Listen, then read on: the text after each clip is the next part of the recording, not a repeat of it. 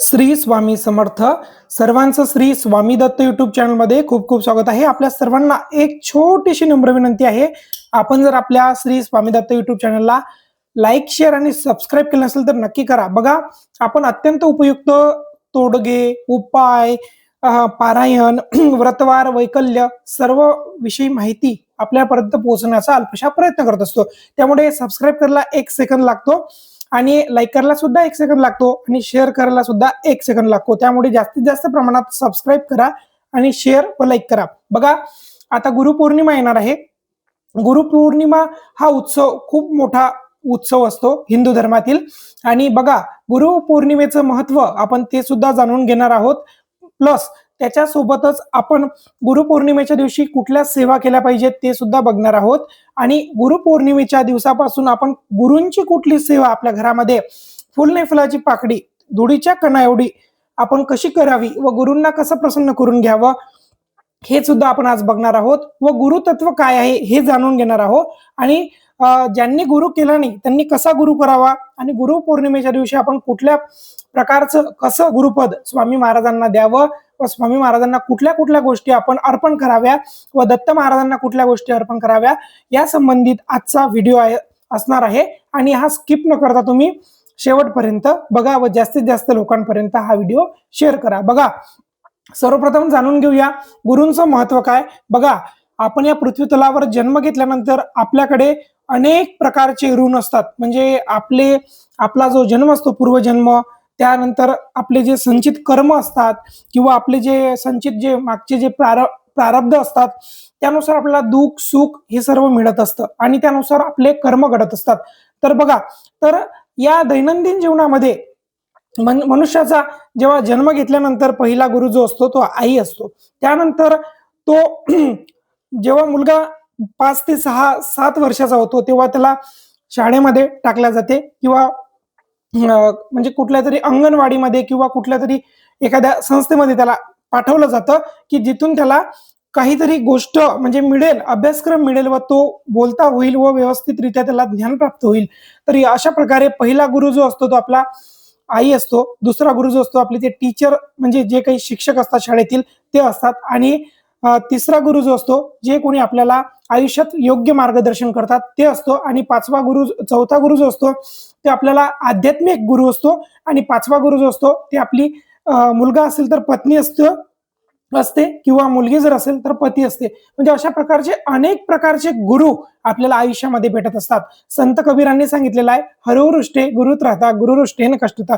बघा, एक वेळ हरी रुसला तर आपल्याला गुरु आहे आपल्याकडे, तो सर्व सांभाळेल आणि पुन्हा हरीला किंवा देवाला तुमच्यावर म्हणजे हसायला लावेल किंवा तुमच्याशी गोड संबंध निर्माण करून देईल. परंतु गुरु जर रुसला तर कुठलाच देव तुम्हाला गुरुला शरण येण्यासाठी विनंती करणार नाही किंवा गुरुचं तुमचं पटून देणार नाही. एवढं मोठं महत्व गुरूंचं आहे. बघा, ब्रह्मा विष्णू रुद्र यांचा अवतार दत्त महाराज. दत्त महाराजांचे अवतार श्रीपाद श्री वल्लभ श्रीमन नृसिंह सरस्वती आणि परब्रह्म भगवान श्री स्वामी समर्थ महाराज.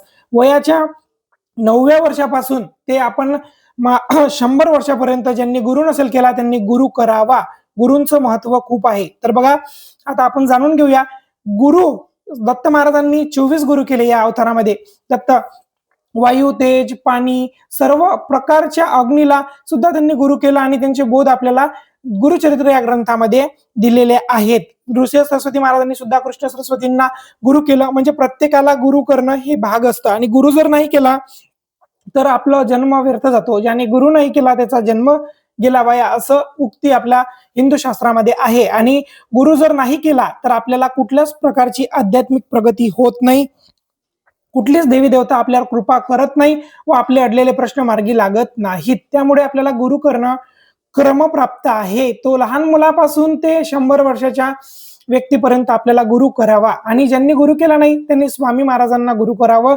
कारण स्वामी महाराज पूर्ण ब्रह्म तेज आणि ब्रह्मलीन एक प्रकारचं प्रकाश व स्वामी महाराज एक प्रकारचं तेज आहेत की दत्त महाराजांचा ते एक प्रकारचं सगुण स्वरूप आहेत. आणि या कलियुगामध्ये चालक, मालक, संचालक आणि तारक हे स्वामी महाराजच आहेत.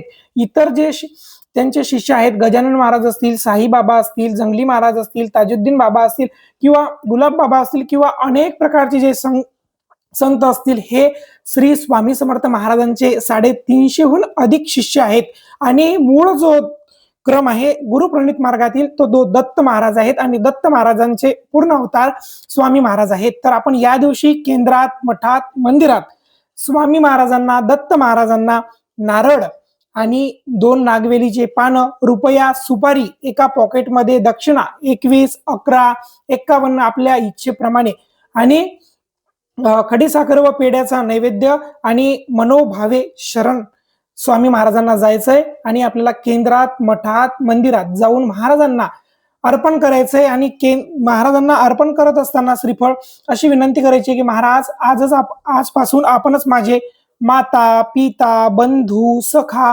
सर्व काही इष्ट सोयरे महाराज, आपण आजपासून तुम्हीच आहात आणि तुम्हीच माझा योगक्षेम व्हावा, म्हणजे माझ्या संपूर्ण कुटुंबाचं संरक्षण, संपूर्ण आयुष्याचं संरक्षण तुम्ही करावं महाराज. व तुमचा आजपासून मी दास झालेला आहोत, तुम्ही माझे गुरु झालेले आहात या गुरुपौर्णिमेपासून. तर या गुरुपौर्णिमेपासून तर पुढच्या गुरुपौर्णिमेपर्यंत माझा संपूर्ण सांभाळ आपण करावा. मी आजपासून तुमच्या चरणी नतमस्तक आहे असं महाराजांना संपूर्ण शरणागती जाऊन ते श्रीफळ व दक्षिणा महाराजांच्या चरणावर अर्पण करायची. नाक घासायचं, हातामध्ये थोडंसं पाणी घ्यायचं आणि चम्मचभर त्यामध्ये अक्षता टाकायची आणि महाराजांना संकल्प करायचा आहे, महाराज मी आजपासून तुमचा झालो आहो, तुम्ही माझा सर्व प्रकारचा योगक्षेम व्हा, म्हणजे माझ्यावर कृपा दृष्टी करा. आणि सोडून द्यायचं म्हणजे तुम्ही वचनबद्ध झालात आणि स्वामी महाराज तुमचा योगक्षेम नक्की वाहतील. अशा प्रकारे तुम्हाला स्वामी महाराजांचं गुरुपद घ्यायचंय. दत्त मंदिर जरी असेल घराच्या आसपास तरी आपल्याला तिथून असं नारळ अर्पण करून आपल्याला तिथे गुरुपद घ्यायचंय. आणि घरच्या घरी जर घ्यायचं असेल तर बघा, आपण घराच्या जवळ म्हणजे घरामध्ये आपण एखादा पाट मांडावा, त्यावर पिवळं वस्त्र टाकावं, त्यावर आपण गुरूंचा फोटो, स्वामी महाराज, दत्त महाराजांचा फोटो ठेवावा व तिथे नारळ, खडीसाखर, 2 नागवेलीची पाने, रुपया, सुपारी ठेवावं, एखादं फळ व पेड्याचा नैवेद्य अर्पण करावा व स्वामी महाराजांना जी आपण प्रार्थना सांगितली आधी ती म्हणावी व महाराजांना ते अर्पण करावं. नंतर आपल्याला जेव्हा वेळ मिळेल तेव्हा ते एखाद्या मंदिरात, दत्त मंदिरात, शिव मंदिरात किंवा स्वामी महाराजांच्या केंद्रात, मठात जाऊन ते गुरुपौर्णिमा झाल्यानंतर अर्पण करावं. परंतु केंद्रात, मठात जात नसाल तर तुम्ही घरी सुद्धा गुरुपद घ्या, कारण गुरु जर नाही केला तर त्याचा जन्म वाया जातो. त्यामुळे त्याच दिवसाचं महत्व खूप अगणित आहे. आणि त्याचबरोबर आपल्याला घरामध्ये श्री स्वामी चरित्र सारामृताचं पारायण त्या दिवशी करायचं आहे. बघा, नाही 3 अध्याय तर आपल्याला 1 अध्याय तरी रोजचा श्री स्वामी समर्थ सारामृताचा आपल्याला वाचायचा आहे, स्वामी चरित्राचा. असं आपण निश्चय करा या गुरुपौर्णिमेपासून. नाही 11 माळी झाल्या आपल्याच्याने तर 1 माळ श्री स्वामी समर्थ या षडाक्षरी मंत्राची जपा. आणि रात्री झोपता वेळेस 1 वेळा कालभैरवाष्टक किंवा तारक मंत्र महाराजांना वचनबद्ध व्हा आणि महाराजांना तुम्ही जे वचन देसाल ते 365 दिवस तुम्ही सुद्धा पूर्ण करा आणि महाराज सुद्धा पूर्ण करतात. बघा, म्हणजे जे काही 24 घंटे असतात दिवसातील त्या 24ही तासांमध्ये स्वामी आपलं संरक्षण करत असतात. हा अनुभव सिद्ध प्रत्येक सेवेकरी भक्तांना अनुभव सिद्ध एक प्रकारचा उपाय म्हणावा. बघा, स्वामी महाराज आपल्या रक्षणासाठी तत्पर असतात. त्यामुळे आपण स्वामींना काय द्यायचंय?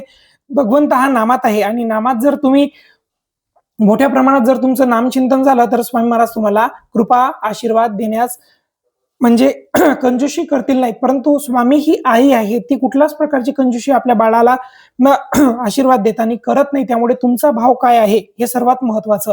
या दिवसापासून गुरुचरित्र ग्रंथातील 14वा अध्याय सेपरेट मिळतो दुकानात कुठे पूजा साहित्याच्या, तर तो वाचायला सुरुवात करा, कारण त्याने संकटे टळतात. त्याचबरोबर ज्यांना कुणाला लक्ष्मी प्राप्ती हवी असेल किंवा दरिद्राचा नाश करायचा असेल, आर्थिक परिस्थिती चांगली नसेल तर त्यांनी 18वा आणि गुरुचरित्र ग्रंथातील 14वा अध्याय हा वाचावा. 18वा आणि 14वा अध्याय वाचावा.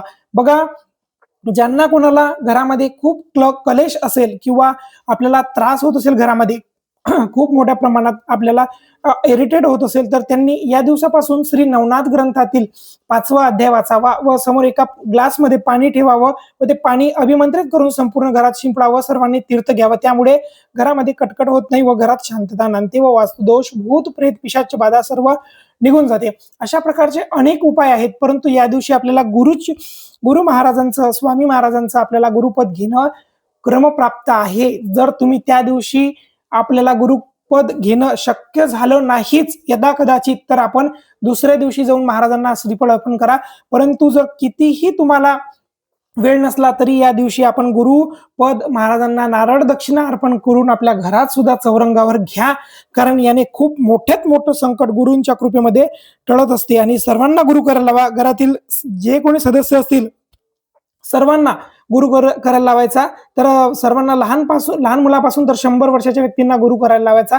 आणि या दिवशी आपल्याला केंद्रात मठात काही अन्नदान करायचं असेल तर तिथे अन्नदान जरूर करा व घरी स्वामी चरित्र सारामृताचं एक पारायण करा. आणि 11 माडी श्री स्वामी समर्थ महाराजांचा जप, 14वा अध्याय अशा गुरूंची सेवा करा. आपल्याकडे स्वामी महाराजांची मूर्ती असेल तर त्याचा छान पवमान सुक्त व श्री सुक्तांनी अभिषेक करा. त्याचबरोबर कुलदेवी कुलदेवतेची सेवा या दिवशी करा. आणि स्वामी महाराजांच्या जर चरण पादुका असतील छोट्याशा चांदीच्या, साध्या, लाकडी कुठल्याही असतील तर त्यावर अभिषेक करा. आणि जवळील दत्त मंदिर असेल, स्वामी महाराजचं मंदिर असेल किंवा गुरुप्रणीत कुठलाही केंद्र मठ असेल तर तिथे जाऊन महाराजांचं नक्की आशीर्वाद घ्या, कारण हा गुरूंचा दिवस असतो. 365 दिवस आपले असतात, तर आपल्यावर येणारे संकट हे स्वामी महाराज सोडवत असतात. परंतु त्यांच्या दिवशी आपण त्यांच्या दरबारात जाणं हा एक वेगळा प्रकारचा क्रम आहे व स्वामी महाराजांना ते खूप अभिप्रेत आहे. त्यांना खूप आपल्यापासून ही अपेक्षा आहे व आपल्याबरोबर आपण यावर्षी एकटे जात असाल तर पुढच्या वर्षी 10 जणांना नक्की प्रेरित करा गुरुप्रणीत मार्गावर चालायसाठी. किंवा आपण जर इतरांना स्वामी महाराजांबद्दल सांगितलं तर आपल्याला कृपाशीर्वाद नक्की मिळेल, कारण एक प्रकारची जशी चेन मार्केटिंग असते त्याचप्रमाणे हा गुरुप्रणीत मार्ग आहे. आणि गुरुप्रणीत मार्गाची जर आपण एक प्रकारची प्रचार प्रसार केला तर स्वामी महाराज आपल्याला भरभरून देतात. त्यामुळे सर्वांना स्वामी महाराजांच्या सेवेबद्दल सांगत चला आणि स्वामी महाराज काय आहेत हे पण सांगत चला. एकटे असाल तर स्वामींची स्तुती करा आणि सर्वांसमोर असाल तरी स्वामींची स्तुती करा.